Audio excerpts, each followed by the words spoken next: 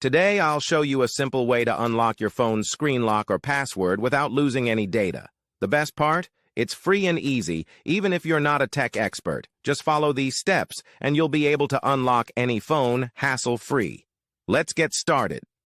You can unlock your phone's screen lock or password using a special code. You will need to press on emergency call, and then you must enter a code.